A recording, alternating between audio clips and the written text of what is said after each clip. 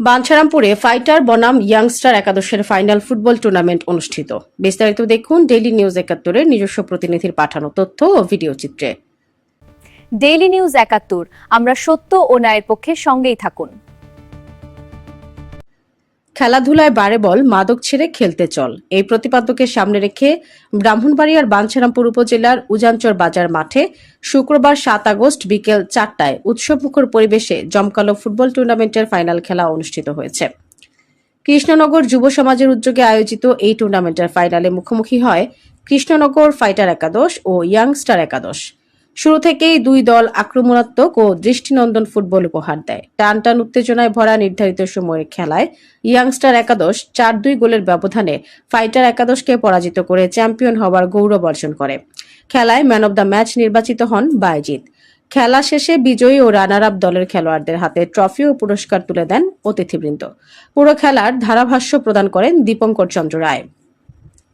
Ujanchar union বিএনপির সভাপতি ও সাবেক মেম্বার আব্দুল হামিদ মিয়ার সভাপতিত্বে অনুষ্ঠিত পুরস্কার বিতরণী অনুষ্ঠানে প্রধান অতিথি হিসেবে উপস্থিত ছিলেন বাঞ্ছারামপুর পৌর যুবদলের আহ্বায়ক ইমান আলী। প্রধান অতিথির বক্তব্যে ইমান আলী বলেন, যুব সমাজকে মাদক, সন্ত্রাস ও অপরাধ মুক্ত রাখতে খেলাধুলার কোনো বিকল্প নেই। তরুণদের সুস্থ বিনোদন ও নেতৃত্ব বিকাশে নিয়মিত ক্রীড়া আয়োজন প্রয়োজন। এ ধরনের উদ্যোগ সমাজে ইতিবাচক পরিবর্তন আনবে এবং আগামী দিনেও এমন সব আয়োজনের পাশে থাকার জন্য আমি সর্বাত্মক সহযোগিতা করব।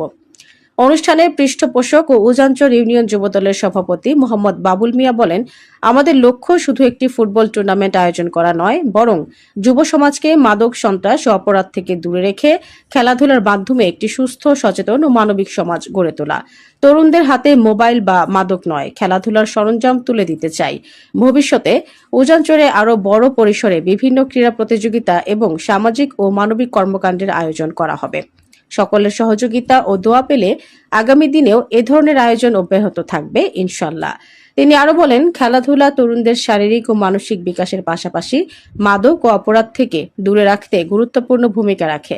তাই যুব সমাজকে ইতিবাচক কর্মকাণ্ডে সম্পৃক্ত করতে ভবিষ্যতেও এ ধরনের আয়োজন অব্যাহত থাকবে। অনুষ্ঠানে বিশেষ অতিথি হিসেবে উপস্থিত ছিলেন বাঞ্ছারামপুর পৌর যুবদলের সাবেক সিনিয়র সহসভাপতি মোহাম্মদ গিয়াসউদ্দিন।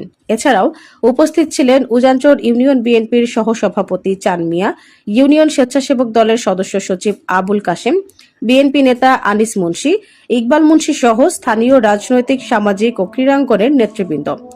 এ সময় স্থানীয় গণ্যমান্য ব্যক্তি, রাজনৈতিক, সামাজিক ও সাংস্কৃতিক অঙ্গনের প্রতিনিধি সহ বিভিন্ন বয়সী বিপুল সংখ্যক ক্রীড়াপ্রেমী দর্শকের উপস্থিতিতে পুরো মাঠ জুড়ে উৎসবের আমেজ বিরাজ করে। আমি তোমাদের উদ্দেশ্যে একটি কথা বলতে চাই। আমি দীর্ঘ আগেও বলে এসেছি, তোমরা খেলাধুলার প্রতি মন দিবা, তোমাদের পাশে সবসময় আছে, কিন্তু আমাকে স্মরণ করতে হবে, তোমরা ভালো কাজে লিপ্ত থাকবা, তোমাদের পাশে সবসময় আমি আছি। আমি যে কোনো মূল্যে, আমার তো বা আরেকজনের তো, আমি তোমাদের পাশে আছি। এবং তোমরা খেলাধুলা খেলবা, খেলতে গিয়ে হার জিত আসছো। আজকে যারা এই খেলাটি আয়োজন করেছেন, আমি আমার অন্তরের অন্তঃস্থল থেকে ধন্যবাদ এবং সাধুবাদ জানাচ্ছি। খেলা মানুষকে মনোবল চাঙ্গা রাখে, শরীর স্বাস্থ্য ভালো রাখে, পাশাপাশি বর্তমান বাংলাদেশের যেই ভয়াবহ পরিস্থিতি মাদকের, সেই মাদক থেকে দূরে রাখতে অস্ত্রের মতো কাজ করে খেলা। আমরা এই বাংলাদেশের যেই মাদকের যে ভয়াবহ অবস্থা, যারা খেলাধুলা করেন তাদেরকে অনুরোধ করব, যারা এলাকার মধ্যে মাদক বিক্রি করে, এই যুব সমাজের দায়িত্ব রয়েছে তাদেরকে হুঁশিয়ার করার, সাবধান করার। এই খেলাধুলার পাশাপাশি পড়াশোনাও করতে হবে। আমরা পড়াশোনার মধ্যে মনোযোগ দেব।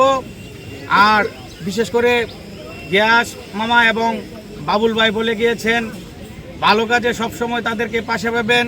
তাদের কথায় একাত্মতা ঘোষণা করে আমিও বলতে চাই, যে কোনো ভালো কাজের মধ্যে সহযোগিতা করতে চাই, উন্নয়নমূলক যে কোনো কাজের মধ্যে সহযোগিতা করতে চাই। আমি আপনাদের জন্য দোয়া করব।